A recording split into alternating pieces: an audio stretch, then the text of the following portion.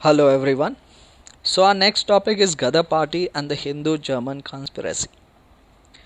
गदर party के बारे में तो हमने पढ़ा और फिर अब ये हिंदू जर्मन कॉन्स्पिरेसी ये क्या है।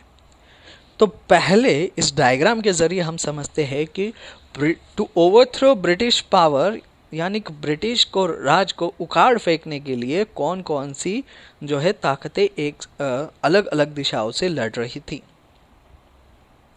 The first was the Ghadar party USA 1913 to 1917, यानी कि जो गदर पार्टी थी जो अमेरिका के अंदर थी 1913 और 1917 के दरमियान इनकी कोशिश ये चल रही थी कि वो ब्रिटिश राज को उखाड़ फेंके। फिर रेडिकल नेशनलिस्ट इन इंडिया यानी कि भारत में क्रांतिकार। उसके बाद जो थे आईआईसी दैट इज़ भारतीय स्वतंत्र समिति that is Indian freedom committee, Indian independence committee.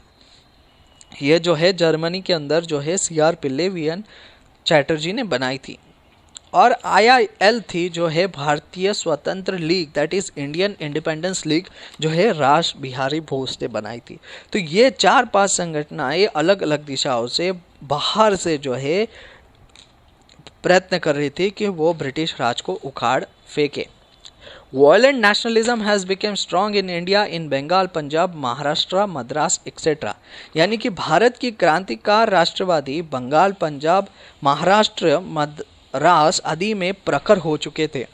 ये जो है वॉयलेंट जो नेशनलिज्म था यानी क्रांतिकार राष्ट्रवादी था, ये 4-5 इलाकों के अंदर जो है ये बहुत मजबूत हो चुका था, स्ट्रांग बन गया था। While in Bengal the educated middle class Bandra लोग took the lead. In Punjab it was the ruler masses, यानी कि एक तरफ बंगाल में शिक्षित मध्यम वर्गीय जो है भद्र लोग जिसे कहा जाता है इनका नेतृत्व कर रहे थे। वही कि पंजाब के अंदर जो है ग्रामीण जो थे ग्रामीण परिवेश में से थे, रूलर मासेस थे।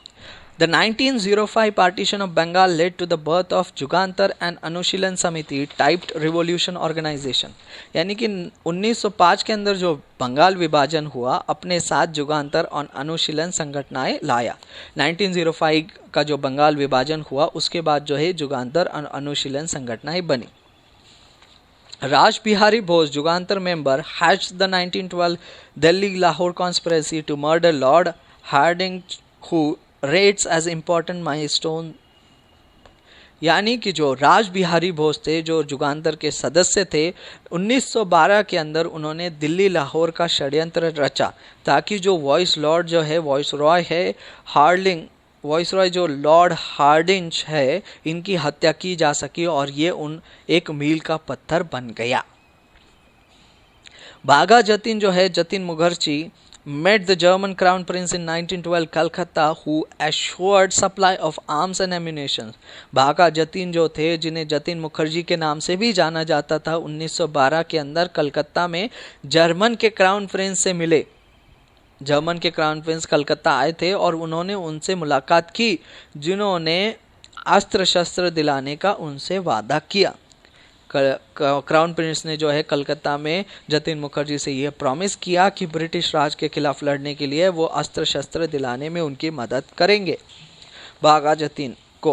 The Ghadar party was formed in 1913 as the PCHA Pacific Coast Hindustan association by Lala Hardayal and Sohan Singh Bhakna president. Its members were largely Punjabi immigrants including Taraknath Das, Kartar Singh Sarabha and VG Pingle. Ghadar party का जन्म जो है 1913 के अंदर में PCHA के रूप में हुआ। PCHA यानी पैसिफिक तट हिंदुस्तान संगठन।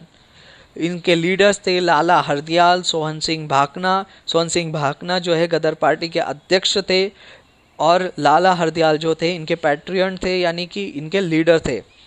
इसके अन्य सदस्य जो थे वो ज़्यादातर पंजाबी अप्रवासी थे जिसमें शामिल थे तारकनाथ दास, करतार सिंह सारबा और VG पिंगले महाराष्ट्र से थे। Indians in the USA and Singapore supported it's mission and wanted the overthrow of British Raj. America और सिंगापुर में जो भारतीय थे इनका समर्थन किया और वे भी ब्रिटिश राज उखाड़ फेंकने में इनकी मदद करने लगे। The Ghadar party considered Congress's method as soft and useless. यानी कि जो कांग्रेस के तरीके थे उसको गदर पार्टी ने जो है नरम और अर्थहीन माना। The Yugantar Ashram press established in San Francisco, Hindustan Ghadar, New York. San Francisco में स्थापित युगांतर प्रेस ने हिंदुस्तान गदर अखबार छापा। यानी कि युगांतर आश्रम प्रेस जो है वो सैन फ्रांसिस्को में इस्टेब्लिश की गई और उसने जो है हिंदुस्तान नामक एक अखबार, हिंदुस्तान गदर अखबार छापा। It establish contacts with Ras Bihari Bose and others. Ghadar party ने जो है रास बिहारी बोस और दूसरों के साथ संपर्क इस्टेब्लिश किया। अब रास बिहारी बोस के बारे में हम पढ़ चुके हैं, जो जिन्होंने आईआईएल की एस्टैब्लिशमेंट की थी।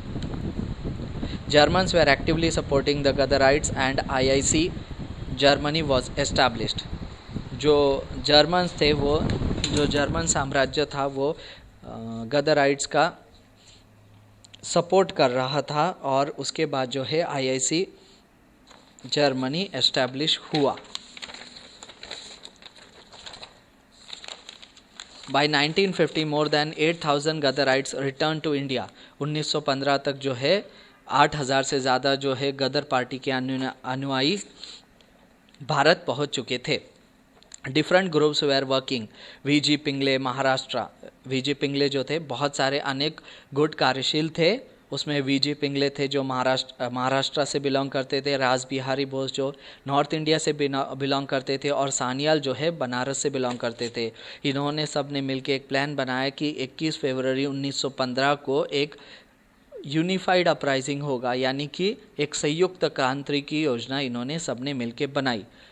The British CID ultimately foiled all the plans. यानी कि जो ब्रिटिश जासूसों थे, सीआईडी थे, उन्होंने सारी योजना को ध्वस्त कर दिया। ब्रिटिश सीआईडी को ये पता चल गया और उससे ब्रिटिश सरकार को ये बात पता चली। The IIL was formed in 1928 to unite all the Indians living abroad। यानी कि एक IIL नामक संस्था इस्टेब्लिश की गई थी, स्थापना की गई थी 1928 में, जिसमें विदेशों में रहने वाले सभी भारतीयों को संगठित करने के लिए कार्य सौंपा गया था, वो इसीलिए वो बनाई गई थी। Ras Bihari Bose was the main leader who had escaped to Japan and settled there. Ras Bihari Bose जो थे वो मुख्य नेता थे जो जापान चले गए और फिर वही बस गए।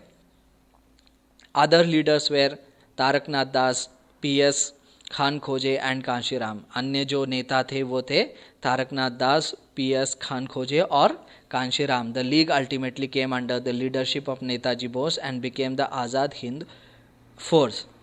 जो आज़ाद हिंद फोर्स बाद में बनी, यानी कि जो लीग एस्टैब्लिश हुई थी वो बाद में नेताजी सुभाष चंद्र बोस जब जर्मनी, जापान और ये सारे विदेशों में जब घूमे तो वो उनका नेतृत्व सब लोगों ने स्वीकार लिया और नेताजी बोस जो है आज़ाद हिंद फोर्स के हेड बन गए। तो ये था आज का लेक्चर।